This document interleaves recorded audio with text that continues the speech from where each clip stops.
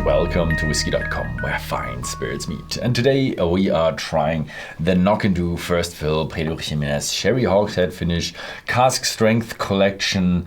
I think it's, 16 years, 2008, 2025. That's kind of a long name. Yeah, and you said something, First Fill Pedro Ximénez Sherry Hogshead Finish. So that means it's finished in first fill and not seasoned casks. First Hogshead Finish, yes. Yeah. So that's kind of weird. But this is the real stuff. This is the real stuff. Finished in first fill Pedro Ximénez Sherry Hogsheads. Sherry Hogshead means this is American white oak and has a volume of approximately 240, 250 liters. And first fill in Spain. And Pedro Ximénez is a sweet sherry. It's not fully fermented, so there's a residual sugar in it. Mm-hmm. And, it's uncolored. Have a look at this. And we have the white shirt. Wonderful. Now we can do it like this. It's kind of my standardization now. But the thing is, it's a limited edition. Yeah, of course. 341 bottles. It's a single cask. Is that one hogshead? Hogshead, I thought was 250. Yeah, okay. If you have a hogshead, but it's 51%.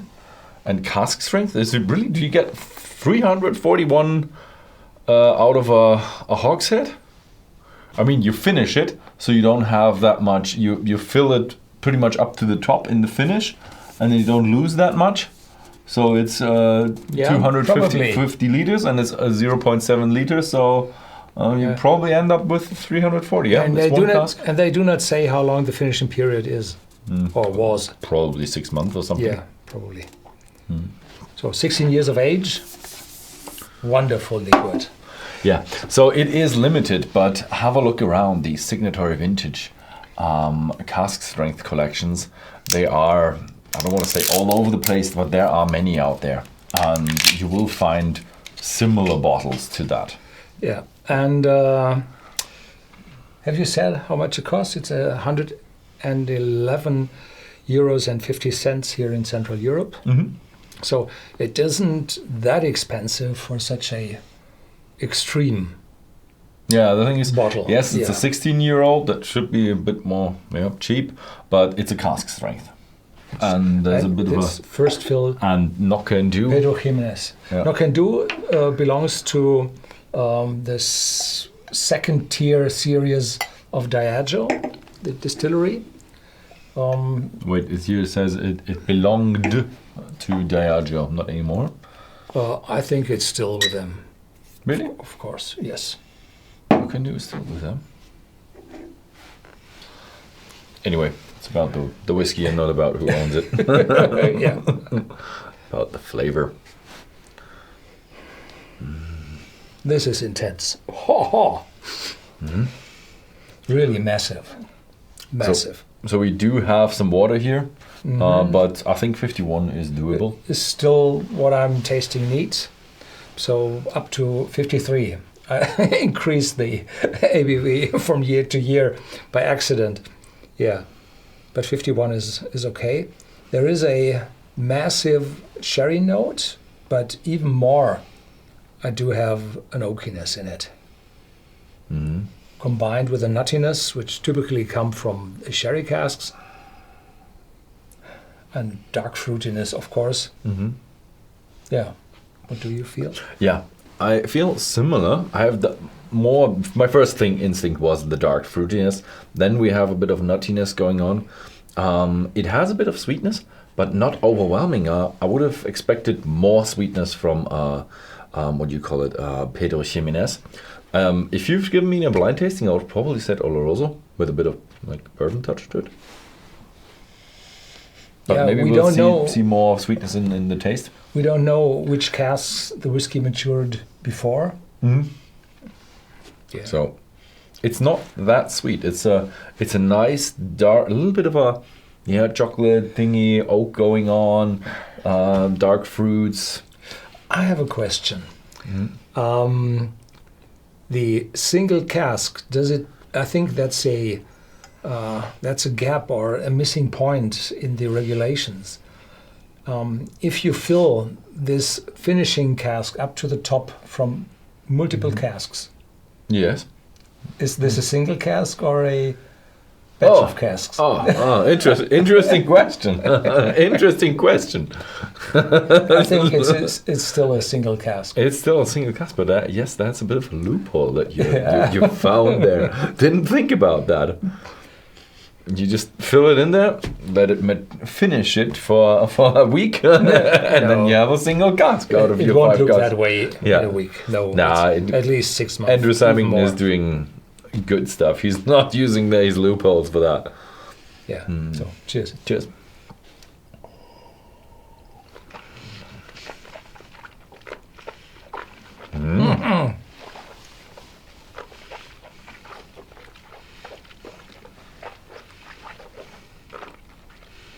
With 51, I got a little bit too much into my mouth, and it's strong, massive, a little sharpness in it. Probably, not the alcohol. It's not alcoholically sharp, but it's oakiness, massive oakiness. So there had been some casks before, probably European oak, something, because the oakiness is really present, is really there, the spiciness, and the Pedro Ximénez.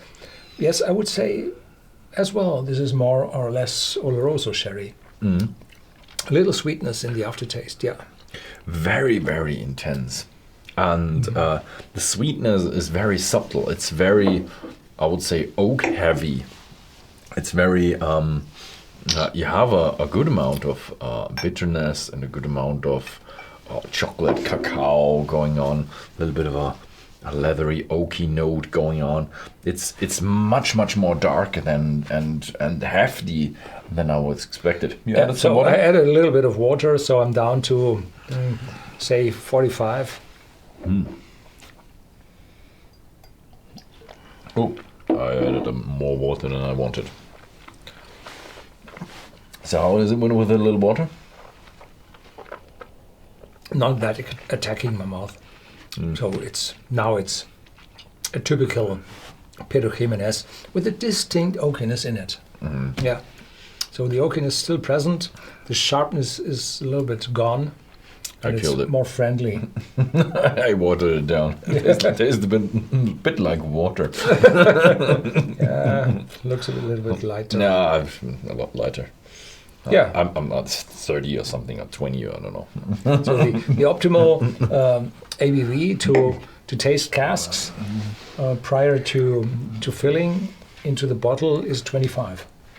So they typically have these nosing glasses with those marks on it, and then they reduce down to 25% to get all the aromas, all the fruitiness, all the esters out of it. And smells better. They omit, yes, and they omit what's else going on in that cask. Just a bit boring when you swallow it. Yeah. Yeah. So, yeah, I did expect more of a sweet cherry bomb here. So this year, what we have is not really a sweet cherry bomb. No? No, it's a hefty, very old. If you'd give me that in a blind tasting, I would say like 25 years or something. Because it's Yes. oak leading, I would say. Yeah. So if you're interested in that one, have a look at Whisky.com in the shop. And yeah, thank you very much for watching and see you next time.